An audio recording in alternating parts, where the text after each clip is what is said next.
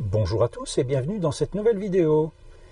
Il n'y a que les imbéciles qui ne changent pas d'avis et donc j'ai décidé d'apporter une modification relativement importante à mon installation électrique, non pas pour la complexifier, mais pour l'améliorer.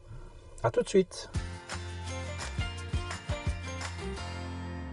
Quand j'ai commencé à monter la vidéo précédente, ça m'a fait penser que finalement, quand on dispose de suffisamment de soleil, même en Belgique, à la bonne saison, ma batterie, à 10h, 10h30, elle est rechargée à 100%. Et si le soleil continue à peu près toute la journée, ou presque, j'arrive le soir avec toujours 100% de batterie. Je me suis dit tout d'un coup, pourquoi ne pas profiter de ce soleil, par exemple quand je dois recharger mon ordinateur portable ou mon drone ou un appareil photo, plutôt que d'utiliser ma Goal Zero. Alors ma Goal Zero, je peux aussi la charger avec son panneau solaire, mais le panneau solaire de la Goal Zero, il faut que je le sorte de la soute. Vous allez me dire, ce n'est pas bien compliqué, bien évidemment, il faut le mettre face au soleil, l'orienter plus ou moins correctement, venir le brancher dans le van, puisque la Goal Zero est dans le van, et si le câble est trop court, sortir la Goal Zero. Pourquoi ne pas simplement profiter du soleil, du panneau solaire qui est sur le toit, qui alimente la batterie? Et j'ai donc décidé d'améliorer mon installation électrique en faisant l'achat d'un convertisseur, en l'occurrence un convertisseur Victron Énergie, que je vous montre, que je viens de recevoir ce matin. Donc c'est un Victron Énergie Phoenix VE Direct 800 VA. Les électriciens parmi vous expliqueront exactement ce que c'est que le VA. Ce n'est pas 800 watts. Si j'ai bien lu, on peut mettre à peu près 600 watts là-dessus, 650. Donc largement suffisant pour recharger mon ordinateur portable, un drone, une caméra, etc. Avec cela, j'ai acheté le petit module qui va me permettre de le piloter en Bluetooth avec l'application Victron que j'ai déjà qui me permet de piloter mon chargeur solaire MPPT. Et j'en ai profité pour ne pas chipoter. J'en ai profité pour acheter les deux câbles qui ont une section relativement gigantesque, comme vous pouvez le voir. Je ne sais pas si ça se met bien au point, voilà. Et ce sont des câbles tout faits qui doivent faire plus ou moins 1 mètre de long. Tout ce matériel a été commandé en France et non pas sur Amazon pour une fois, ça fera plaisir à certains.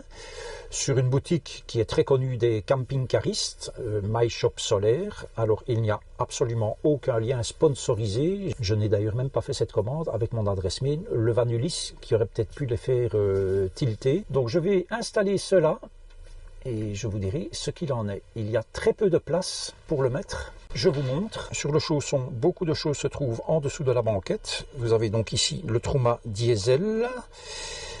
La batterie lithium se trouve là. Et je n'ai, ma foi, à mon avis, guère d'autres places que celle-là. Vous voyez que j'ai déjà enlevé le tuyau de son attache. Donc je pense que je vais mettre ce convertisseur à cet endroit-là. Je n'ai malheureusement guère d'autres endroits où mettre cela. Avant de poursuivre, et comme je sais que les vidéos ne sont pas regardées jusqu'au bout de manière générale, je vais faire quelques petites parenthèses. La première concerne les commentaires. Il arrive très rarement que certaines personnes postent des commentaires et qu'ils n'apparaissent pas. Et même moi, je ne les vois pas sur la chaîne, je les vois dans le mail que j'ai reçu, je les vois dans YouTube Studio sur mon smartphone ou sur ma tablette, pas dans YouTube Studio sur le PC, mais quand je clique dessus, il me marque commentaires inexistants. Donc ce sont des commentaires auxquels je ne sais pas répondre forcément.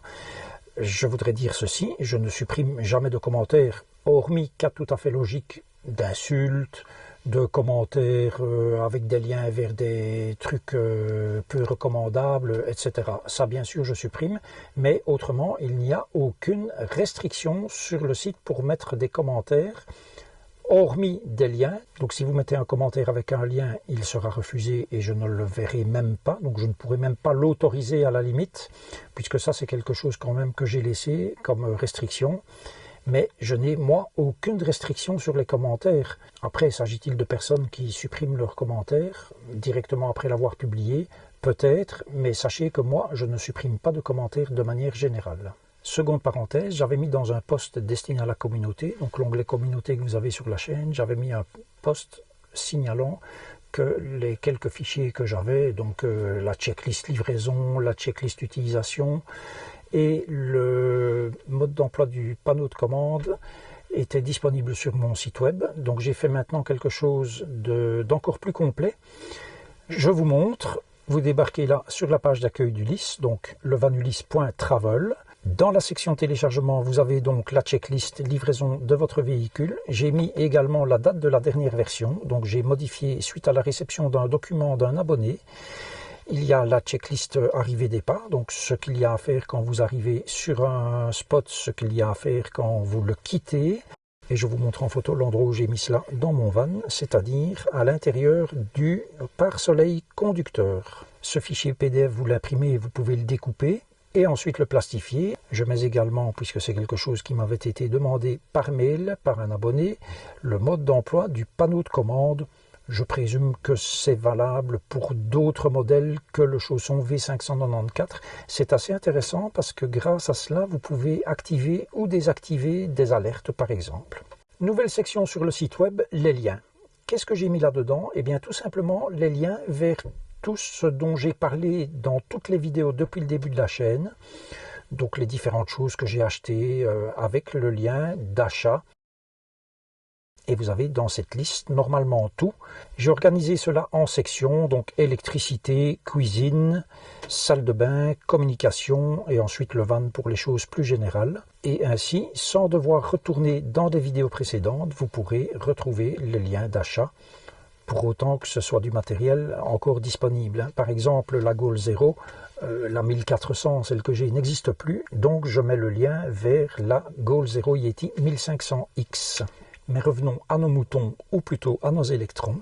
Je vous montre l'installation que j'ai réalisée pour le convertisseur Victron Phoenix. C'était vraiment la seule place qu'il y avait pour mettre ce convertisseur qui est quand même d'une taille assez impressionnante. Ça pèse 5 kg, donc ce n'est quand même pas si léger que cela. J'ai également installé le module Bluetooth, ce qui me permet de le configurer entièrement à distance ou même de l'arrêter, le mettre en route, le mettre en mode on, le mettre en mode éco au pied de la banquette. Je vous le montre également. 2 blocs multiprises maintenant, un bloc multiprise connecté à ce convertisseur Victron et l'autre bloc multiprise qui est en fait connecté à ma Goal Zero. Je choisirai l'un ou l'autre en fonction de l'utilisation que j'aurai. Je n'ai pas mis un quelconque écran de contrôle de l'alimentation de la batterie ou de ceci ou de cela parce que de mon point de vue, avec ce que j'ai comme matériel, cela ne sert strictement à rien hormis consommer un peu plus de courant. Comme je l'avais expliqué dans la vidéo précédente, ma batterie cellule qui est une lithium avec son propre BMS, dispose d'une connexion Bluetooth et j'ai donc l'application qui me permet de la contrôler. Pourquoi rajouter un écran ou un e-manager ou tous ces machins-là alors que j'ai une application? Pareil pour la Goal Zero, elle par contre ne dispose pas de module de communication, en tout cas la mienne. Le nouveau modèle dispose d'un Wi-Fi qui lui permet d'avoir des graphiques d'utilisation, etc. Mais moi j'ai son panneau d'affichage qui me suffit largement pour savoir où j'en suis et qui me suffit pour me dire qu'à un instant T, je consomme autant d'électricité. Parlant d'électricité et de termes, j'ai oublié dans les parenthèses que j'ai fait quelques minutes auparavant, les termes utilisés. Alors, moi je ne suis pas électricien, je n'ai aucune prétention d'y connaître quoi que ce soit, si ce n'est que le rouge c'est le plus et que le noir c'est le moins. Je ne vais pas dire que mes connaissances se limitent à ça, mais enfin voilà. Je ne suis pas un puriste. On m'a mentionné que j'avais erronément parlé de ampères au lieu de ampère-heure. Je pense que tout le monde avait très bien compris ce que je voulais dire quand j'ai dit batterie 100 ampères. Ben oui, c'est 100 ampères-heure, mais tout le monde a bien compris de quoi il s'agissait de toute façon. Pareil pour le voltage, qui est un terme incorrect, qui est en fait un anglicisme, parce que j'ai quand même été vérifié après, c'est un anglicisme qui est autorisé dans la langue française. Maintenant, on doit dire normalement la tension, et l'ampérage, qui est aussi un mot français, on doit dire l'intensité. Bon, je suis d'accord que c'est toujours mieux d'utiliser les termes corrects, surtout quand on a une certaine audience. Maintenant, j'ai pas non plus 500 000 abonnés et la moyenne d'âge de mes abonnés, il n'y a personne en dessous de 30 ans. Je ne vais pas mettre à mal l'éducation nationale en utilisant des termes, je ne vais pas dire qu'ils ne sont pas adéquats, mais qui ne sont pas tout à fait corrects. J'en reviens donc à mon installation électrique.